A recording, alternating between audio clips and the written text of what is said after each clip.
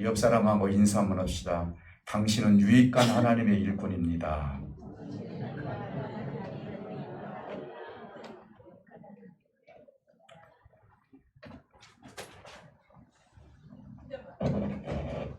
할렐루야. 예,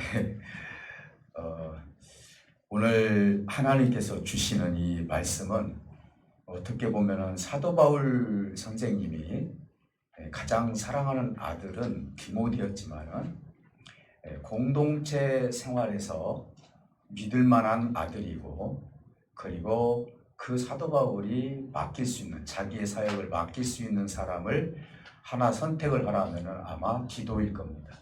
그래서 오늘 디도서를 통하여서 하나님께 주신 은혜를 생각하면서 다시 한번 우리 모두가 넘치는 은혜가 있을 줄 믿습니다.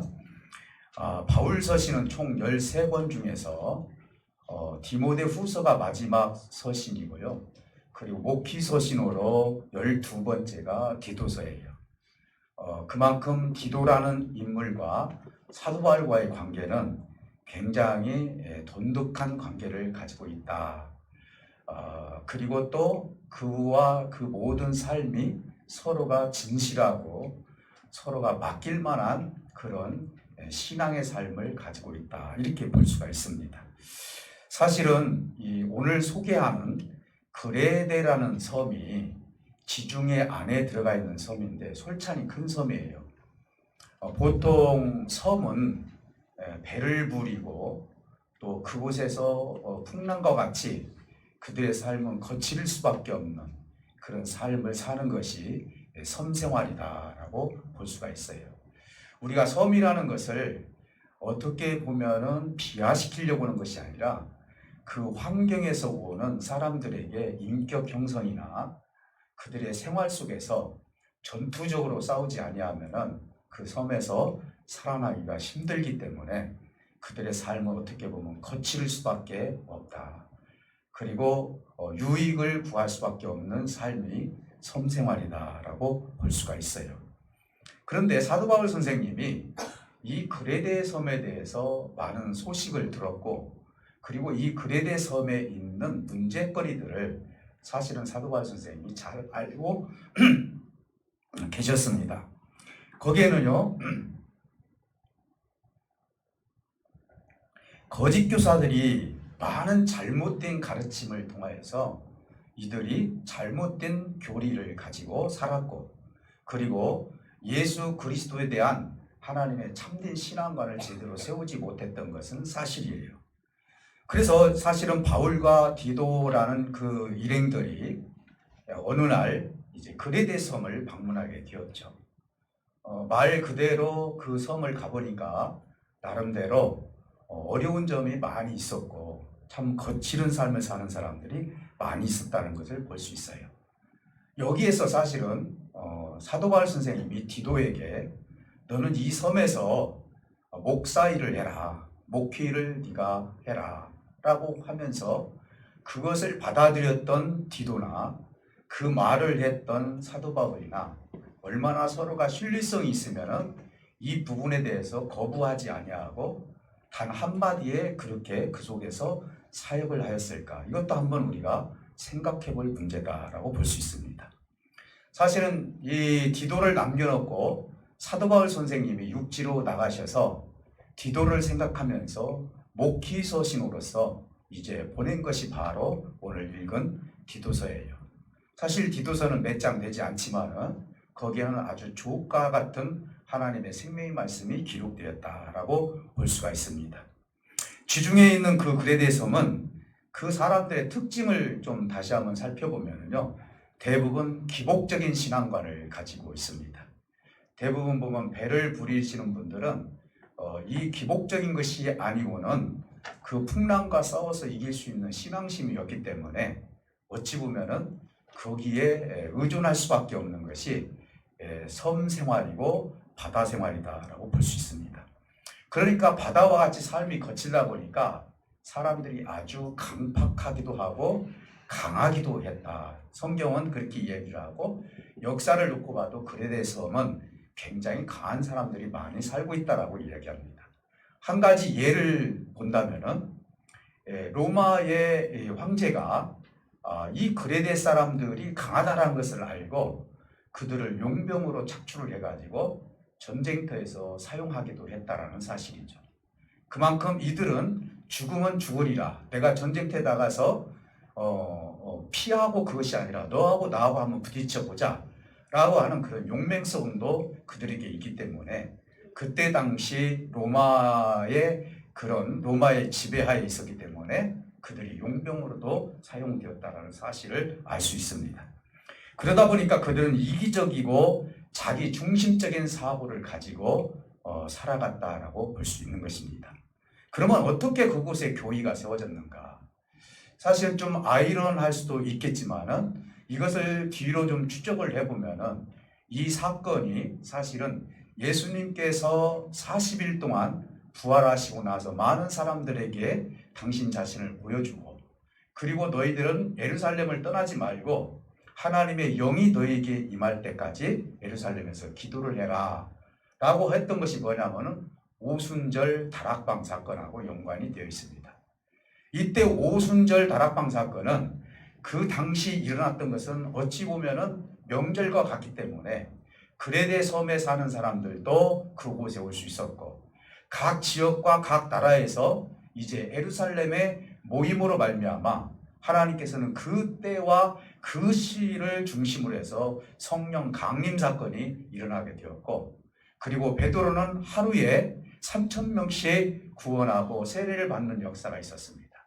그러다 보니까 그레데 사람들이 그곳에서 와서 은혜를 받았고 그리고 예수 그리스도가 누구이고 어느 정도 교훈을 받은 다음에 그 성으로 들어갔고 그러면서 그리스도인 유대인들이 이제 그레데 성으로 이사가기도 하고 그리고 그곳은 배가 있었기 때문에 서로 왕복을 하면서 유대인들과 그레데 섬 사이에는 서로가 교류가 있었기 때문에 그곳에 교회가 생길 수밖에 없었다는 사실을 추정해 볼 수가 있습니다. 사실은 그곳은 교회가 있었으니까요. 그러면서 이제는 그들에게 문제가 뭐냐? 정서적으로 놓고 봤을 때 디도라는 사람이 과연 그 그레데 섬에서 목회를 할 수 있었을까? 이것은 굉장히 우리가 한번 생각해 볼 문제라는 것이죠.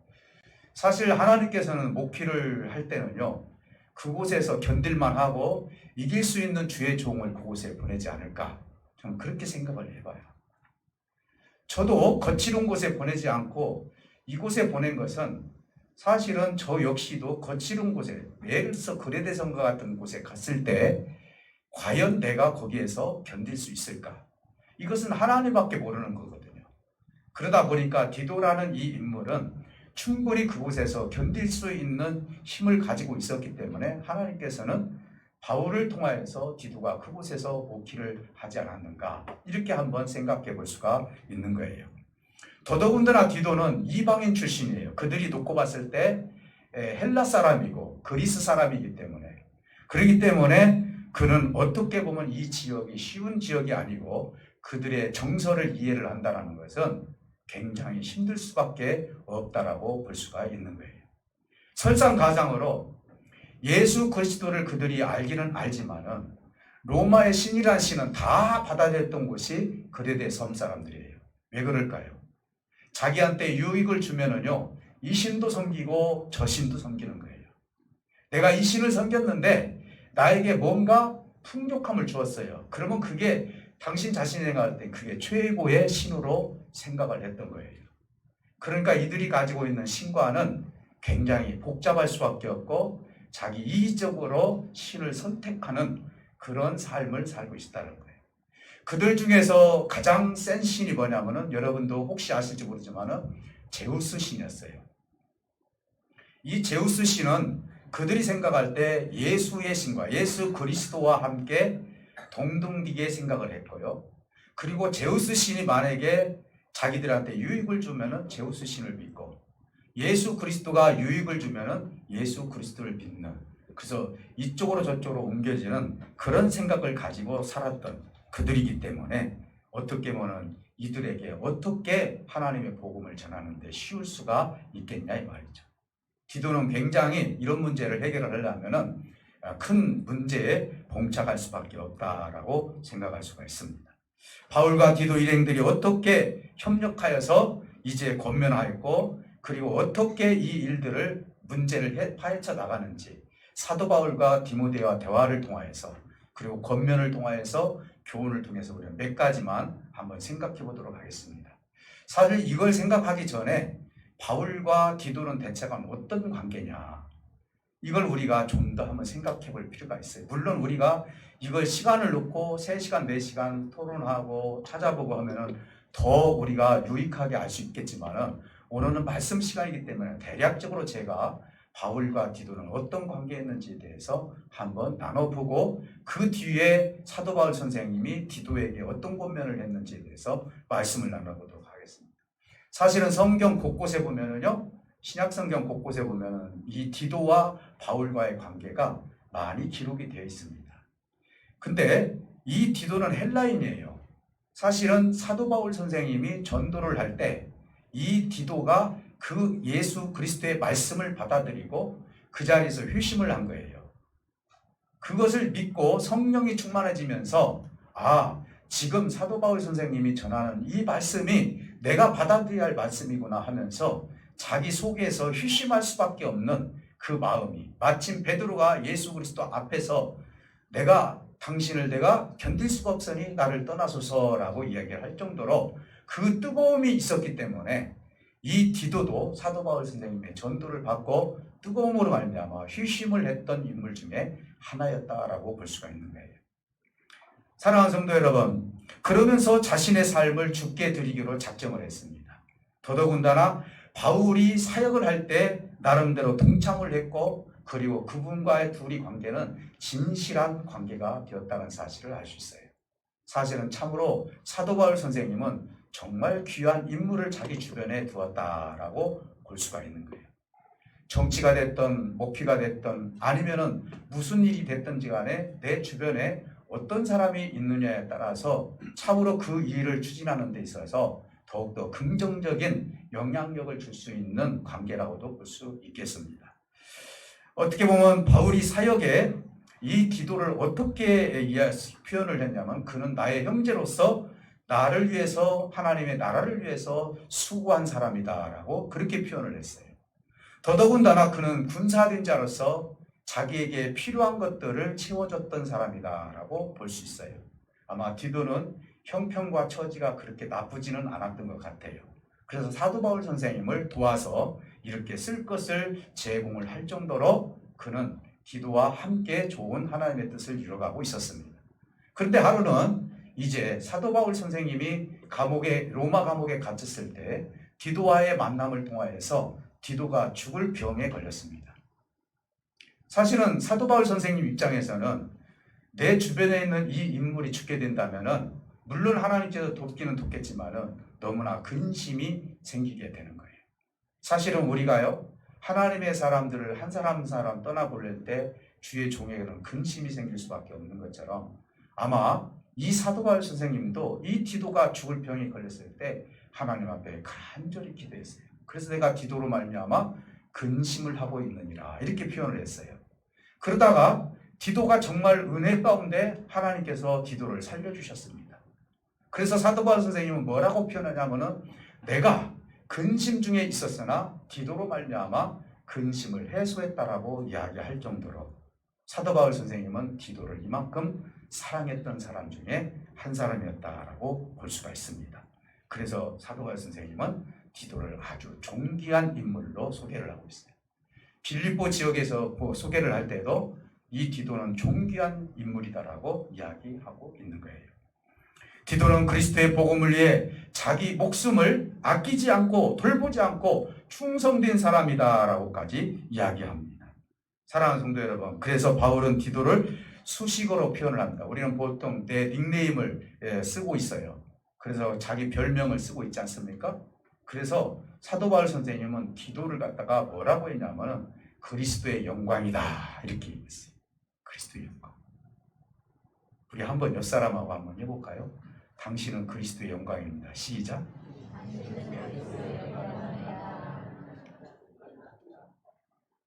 말로만 하는 건가요? 믿고 하는 건가요? 믿고 하시죠?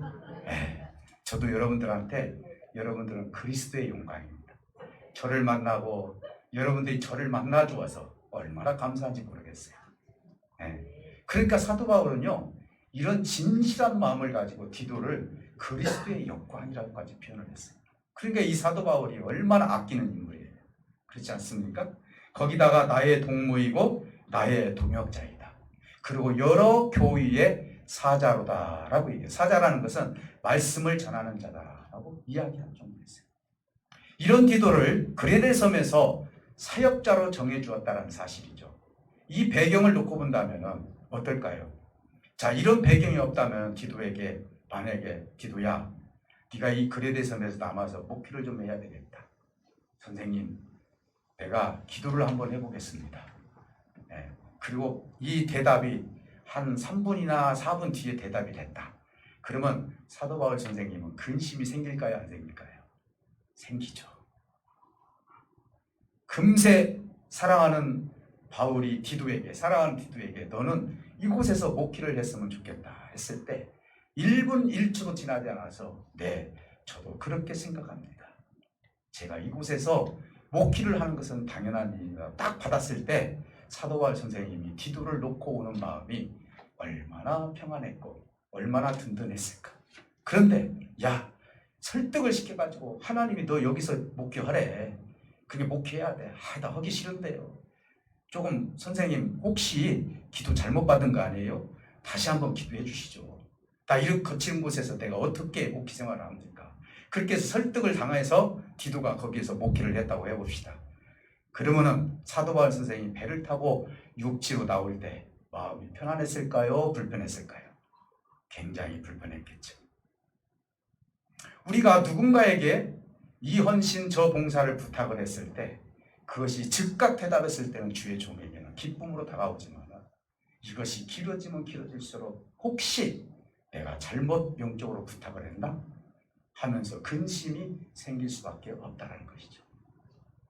그래서 디도와 사도 바울 선생님은 뛸래야 뛸 수 없는 관계예요. 그 아까운 인물을 거기다 놓을 정도라면은, 그리고 사도 바울 선생님의 말씀을 듣고 그 자리에서 즉각 순종했다면은 이들은 영적으로 얼마나 가까운 사이에 있는지를 우리가 가늠해 볼 수 있는 관계라는 것이죠. 우리 주변에 그런 사람들을 많이 만들어 가시기를 주님의 이름으로 축복해 드립니다. 그래서 여러분들은 그리스도의 영광이 될 수가 있는 것입니다. 사랑하는 성도 여러분, 오늘 이 시간 우리는 디도와 디모데를 우리가 좀 약간 한번 비교해서 놓고 본다면요, 디모데는 개인적으로 놓고 봤을 때 굉장히 좀 연약한 사람이었어요. 그래서 너의 연소함과 너의 연약함으로 말미암아 복음이 손해가 되는 일이 있어서는 안 된다. 너는 담대하게 복음을 전해라. 개인적으로 얘기를 했어요. 개인적으로 부탁을 했어요. 근데 디도는 뭡니까? 이렇게 거칠고 이렇게 어렵고 예수 그리스도를 제대로 모르는 이 섬에서 네가 목회를 해라 라고 공동체의 이야기를 그에게 건네주었다는 것이죠. 거기서서 일을 하라는 거. 그러면은 사실 놓고 보면 누가 더 강한 사람입니까? 디도가 사실은 더 강한 인물이었다고 볼 수 있어요. 물론 디모데도 훌륭한 사람이에요. 다 자기의 성품대로 하나님 앞에 쓰임을 받기 때문에. 그러나 디도는 정말로 아름답게 쓰임을 받은 사람 중에 한 사람이었다고 볼 수 있어요. 자, 그러면은 이 배경을 여러분들이 안다면은 지금부터 사도 바울 선생님이 짧은 말씀이지만은 디도에게 한 얘기가 얼마나 주옥 같은 이야기였고 얼마나 교훈이 되는지에 대해서 우리가 한번 나눠보자는 것입니다. 바울은 디도에게 어떤 권면을 했는지 몇 가지만 한번 살펴보도록 하겠습니다. 종교적으로 이중적이고 거칠은 그레데 사람들을 필요로 하는 것은 과연 무엇일까요? 당장 복음이 필요합니까? 당장 물질이 필요할까요? 그것이 아니에요. 사실은요, 사도 바울 선생님이 그레데 섬에 필요한 것은 뭐냐면 똑같이 대립하지 않는 거예요. 싸우지 말라는 거예요. 우리는 믿음을 가지고요, 좀 이렇게 신앙생활을 어느 정도 하고 하나님에 대해서 어느 정도 알면요, 우리는 비판하는데 굉장히 많은 그것이 마음을 활용할 때가 많이 있어요. 너희들이 이 그레데 섬에서 절대로 그들이 잘못됐다고 비판하고 비방하지 말라는 거예요. 사실은 비판하고 비방하고 심판하시는 것은 그 능력을 가지신 분은 살아계신 하나님 아들 예수 그리스도와 하나님밖에 계시지 않습니다. 우리가 얼마나 완벽하길래 판단합니까? 우리가 얼마나 완벽하길래 그 사람에 대해서 심판합니까? 할 수 없잖아요. 사도 바울 선생님은 그레데 섬이 얼마나 지금 심각한 문제에 있는지에 대해서 알고 있기 때문에 먼저 그들과 함께 대립해서 싸우는 식으로 복음을 전해서는 안 된다라고 이야기를 하고 있는 거예요. 우리는 가끔 그런 적이 있어요. 실컷 부모님이 됐든지 간에 형제가 됐든지 내가 전도를 하려고 정말 공로를 다 쌓아놨는데 한 번 혈기부림으로 말미암아 그것이 무너지는 역사들이 많이 있어요. 복음은요 절대로 혈기를 부려서는 안 되는 거예요. 주님이 언제 복음을 전할 때 혈기 부린 적이 있으십니까? 매를 맞아도 고통을 당해도 무시를 당해도 진리의 말씀을 변질시키지 않고 끝까지 그들에게 보여줬던 분이 바로 예수 그리스도가 아니겠습니까? 사도 바울 선생님은 이걸 염려한 거예요. 디도도 그렇고 이제 거기에 또 누가 남았는지는 모르겠지만 성경에 써있지는 않지만은요 그들에게 부탁을 했던 것이 바로 그거예요. 절대로 화를 내지 말고 대립하지 말라는 거예요. 네 눈으로 봤을 때는 얼마나 잘못된 것이 많이 있는지를 네가 더 정확히 알 것이다. 우리 눈으로 봤을 때는 저 사람이 지금 잘못된 길을 가고 있다는 걸 알고 있어요. 그럼에도 불구하고 대립하지 말라라고 이렇게 이야기를 합니다. 그 이유는 뭐냐? 이 일들을 통해서 영적 지도자들을 세워서 섬기는 일에, 그들을 섬기는 일에 앞장서야 된다라고 말씀을 하고 있기 때문이에요. 그러면 그 배경을 우리가 한번 생각해 보도록 하겠습니다. 그건 뭐냐? 그레데 사람들을 판단하지 말라라고 첫 번째 권면을 하냐면 이유는 뭐냐? 그것은 우리도 전에는 저 사람들 못지않게 허물이 많은 사람이었다. 사실은요, 목사님들 중에서요, 평범하게 잘하신 목사님보다도요, 허물이 많은 목사님들이 목회 사역을 더 잘해요. 왜 그러죠? 나도 그랬기 때문에. 내가 얼마나 하나님 앞에 잘못된 삶을 살았고, 내가 얼마나 하나님이 싫어하는 일을 많이 했는지를 그 스스로 알기 때문에 그 사람들을 보면은요, 긍휼한 마음이 생기는 거예요. 옛날에 나도 그랬지. 그러니까 용서할 마음이 더 생기는 거예요.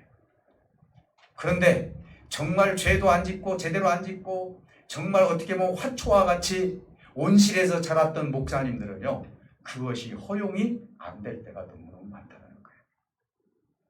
그래서 목사님 되실 분들은 죄를 많이 지라는 얘기가 아니에요. 그것이 아닌데 경험상으로 놓고 봤을 때는 그래요. 그러니 디도에게도 그런 것들이 있을 수 있다는 것을 사도 바울 선생님이 알았기 때문에 너희들은 사람들을 판단하지 말라. 우리도 전에는 허물이 많은 죄를 지었던 사람들이기 때문에 그들을 판단해서는 안 된다. 무턱대고 비방하지 말라. 무턱대고 다투지 말라. 무턱대고 정죄하지 말라는 것입니다. 왜 우리가 그걸 모릅니까? 우리 주님도요, 어떤 사람들에게 대해서도 정죄하지 않았어요. 가늠한 여자에게 뭐라고 얘기합니까? 나도 너를 정죄하지 않으니 지금부터 하나님 말씀 안에서 잘 살도록 해라. 죄 있다고 얘기하지 않았다는 거예요. 근데 저들은 돌로 너를 쳐 죽이려고 하지 않느냐. 수많은 사람들은 나에게 돌을 들고 비방하고 손가락질을 하고 그렇지만은 그 사람들 내면에 들어가 보면은 그들에게는 과연 허물이 없겠느냐 이 말이에요. 그러니 그레데 사람들이 그렇게 거칠고 그렇게 잘 모르고 하나님에 대해서 지식도 없고 지혜도 없는 그 사람들에게 괜히 판단을 해가지고 비판을 한다거나 대립한다거나 정죄한다거나 이래서는 복음이 막힐 수밖에 없는 것이다 라고 권면하고 있어요. 또 하나는 뭐냐? 바울은 우리가 구원을 받을 때 좋은 행위로 구원을 받은 것이 아니라고 얘기했어요.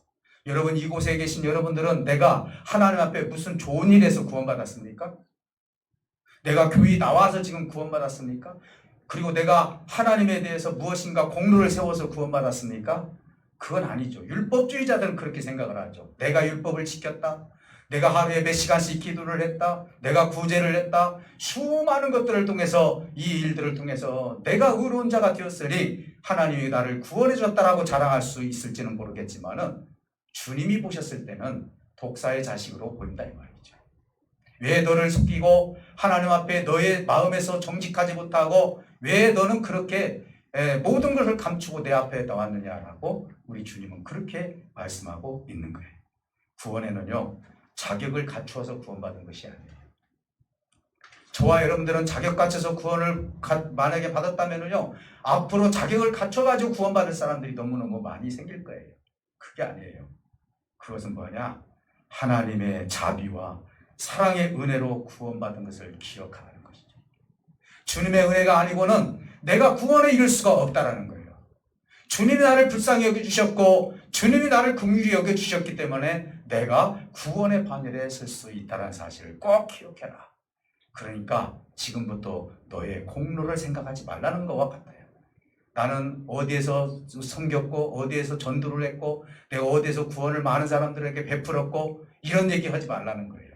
그 모든 것은 하나님의 은혜이고 하나님께서 자비를 주셨고 하나님의 사랑이 있었기 때문에 나를 하나님께서 구원의 반열에 세워준 것이니 이제 그레네 사람들을 너희들이 인도를 할 때 하나님의 은혜로 인도해 주어라. 우리가 누군가를 구원의 길로 가려면요, 하나님의 은혜의 길로 인도해 주는 거예요. 그렇지 않아요? 우리가 보통 전도를 할 때 그렇습니다.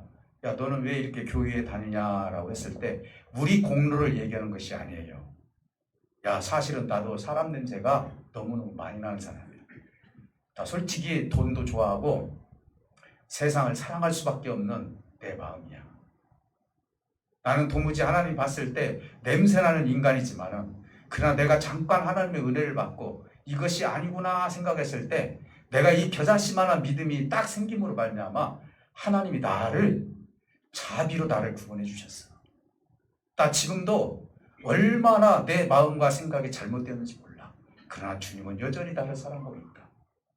이런 인간을, 이런 나를 하나님이 나를 구원해 주셔서 나는 구원받은 사람이 되었다라고 이렇게 이야기를 하면은 그 사람은 자신감이 생기는 거예요.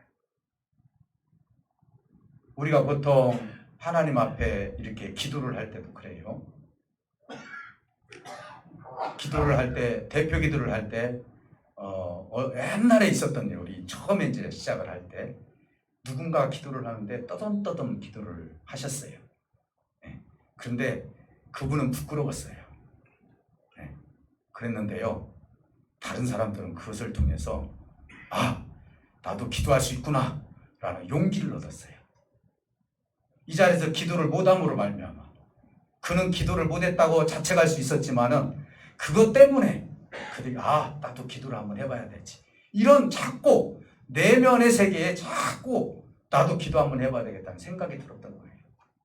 내가 하나님 앞에 자신감 있게 나는 지금까지 하나님 앞에 52주를 안 빠졌고 11조를 다 드렸고 내가 하나님 앞에 이런 일을 하고 저런 일을 하고 선교센터를 지었고 내가 한 일을 생각을 해보면 너무너무 많이 있었다. 그러면은요, 그 얘기를 들었을 때 그럼 나도 저렇게 해야 되는가? 뒤에 것은 자랑하지 말라고 했어요. 우리가 자랑할 수 있는 것은 뭡니까? 예수 그리스도가 나의 연약함을 받아주셨다는 것이죠. 믿습니까? 나의 부족함을 받아주셨기 때문에 내가 구원의 반열에 서서 이 다음에 후자로는 내가 이런 일도 할 수 있었고 저런 일도 할 수 있었다라고 고백하는 것이 옳은 얘기 아니겠습니까? 오늘 여기에서 지금 그레네 사람들을 은혜로 인도하는 것은 뭐냐? 이것은 너의 공로를 얘기하지 말고 예수 그리스도가 나의 연약함을 받아주셔서 내가 구원의 반열에 섰으니 너희도 하나님의 은혜의 자리에 갈 수 있다라고 이야기를 해주는 것이 그들이 하나님의 자리에 들어갈 수 있는 길이 될 수 있다는 것을 이야기하고 있는 거예요.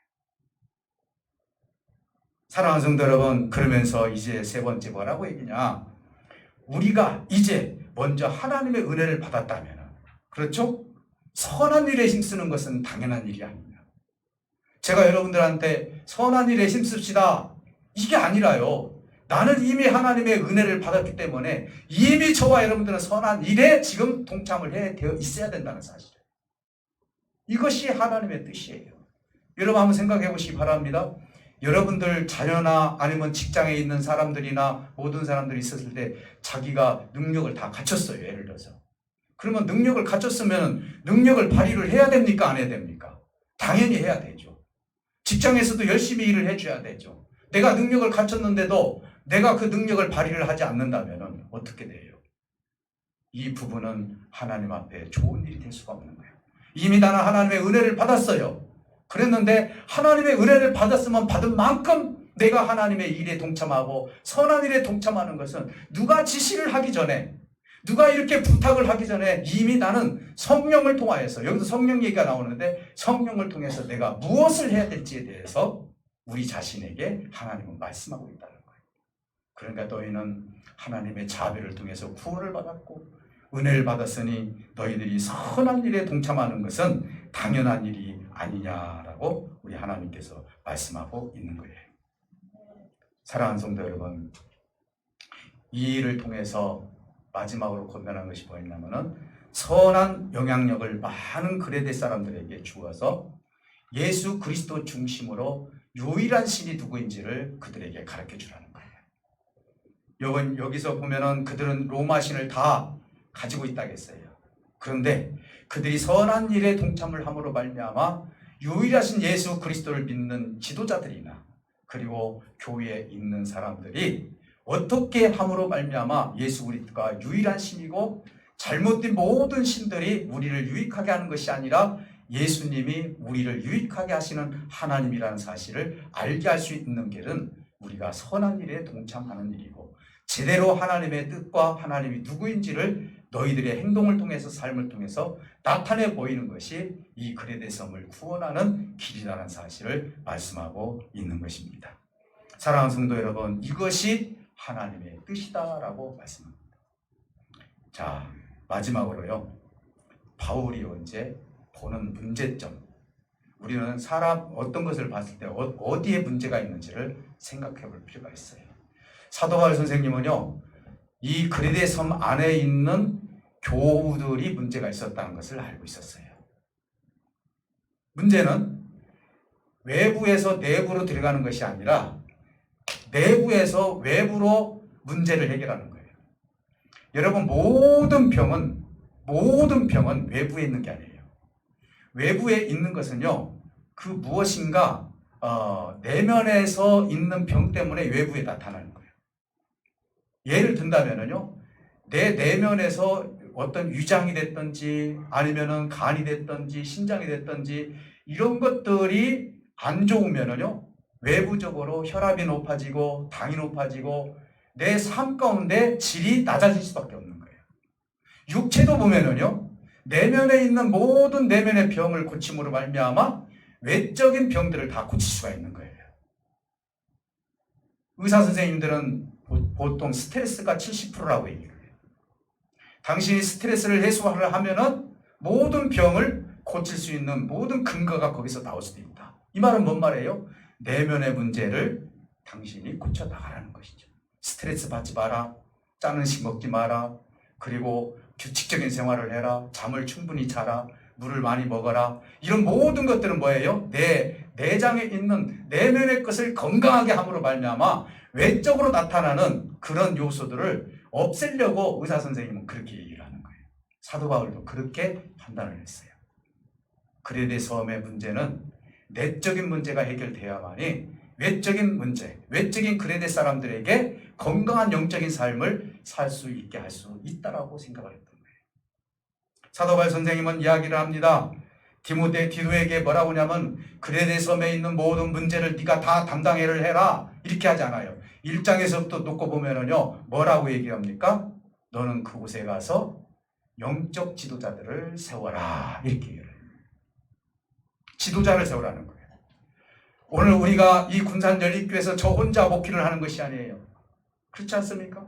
주일학교가 있고 중고등부가 있고 청년부가 있고 권사위가 있고 기도위가 있고요. 다 지도자들을 통하여서 이 일들을 해나가는 거예요.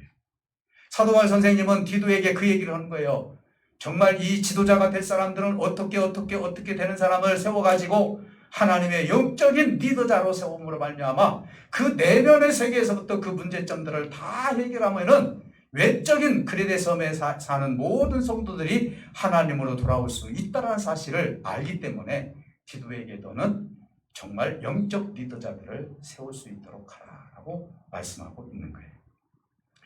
기도는요, 공동체를 움직일 수 있는 힘이 어디에 있느냐? 혼자 힘이 아니라 리더자들을 통해서 서로 협력하면서 선을 이루는 것이 공동체를 세우는 일이라고 말씀하고 있어요. 정말 참된 리더자인지 아닌지를 알 수 있는 방법은 여러 가지가 있겠지만 오늘 하나님께서 주신 기도에게 준 말씀에서 나타납니다. 진정한 리더자는 교회를 비방하지 않습니다. 교회의 연약함을 진정한 리더자는 감싸줍니다. 진정한 리더자는 다투지 않습니다. 그리고 관용을 베풉니다. 그리고 온유함으로 교회를 다스리고 주변에 있는 사람들을 다스립니다. 이게 진정한 리더자예요. 저와 여러분들은, 저도 리더지만 여러분들은 그런 리더가 아닙니까? 권사로 세워주셨어요. 안수 집사로 세워주셨어요. 그리고 집사님으로 세워주셨어요. 교사로 세워주셨어요. 여러분은 어디에서 어디를 가든지 간에 어때요? 여러분은 영적 리더자로 하나님께서 세워주셨다는 사실을 명심하시기를 주님의 이름으로 축복해 드립니다. 이게 사도 바울 선생님이 디도에게 강력하게 얘기했던 것 중에 하나인 거예요. 디도는 그런 능력이 있었어요. 사람을 세울 수 있는 능력. 사랑하는 성도 여러분, 오늘 영적 리더자들은 교회에 많이 있으면 있을수록 그 교회는 좋은 교회가 되는 거예요. 오늘 군산 열린교회도 많은 영적 리더자들이 계속 기도와 같이 세워져서 하나님의 뜻을 이룰 수 있는 정말 유익한 하나님의 일꾼들이 되시기를 다시 한번 주님의 이름으로 축복해 드립니다. 이것이 우리를 살리고 여러분 자신을 살리고 이 지역을 살리고 그리고 우리 교회를 살리고 이 나라와 이 민족을 살릴 수 있는 길이라는 사실을 이 단순한 말씀이지만은 이 말씀을 통해서 우리부터 시작이 돼서 내면에서부터 외면으로 건강한 하나님의 복음이 전파가 된다는 거예요. 우리 교회가 진정으로 살아있는 교회라면은 내면부터 하나님 앞에 거듭나고 하나님께서 기뻐하는 영적 리더자뿐만 아니라 무엇을 하나님이 기뻐하시는지를 우리가 알게 된다면은 우리 언행심사나 우리 삶 가운데 일어나는 모든 일들이나 이런 것들을 오늘 기도에게 권면했던 이 내용이 우리가 받아들이게 되면은 우리는 영적 리더자로서 하나님의 큰 뜻을 이루어갈 수 있는 저와 여러분들이 될 줄 믿습니다. 오늘 이런 일꾼은 바울을 통해서 주신 오늘 제목 유익한 하나님의 일꾼이라고 말씀해 주셨던 것처럼 저와 여러분들은 무익한 종이 되지 마시고 정말 달란트를 잘 남길 수 있는 유익한 종들이 되어서 아버지의 뜻을 이룰 수 있는 저와 여러분들 되시기를 주님의 이름으로 축복해 드립니다. 기도합니다. 우리 다 같이 기도하실 때 하나님, 내가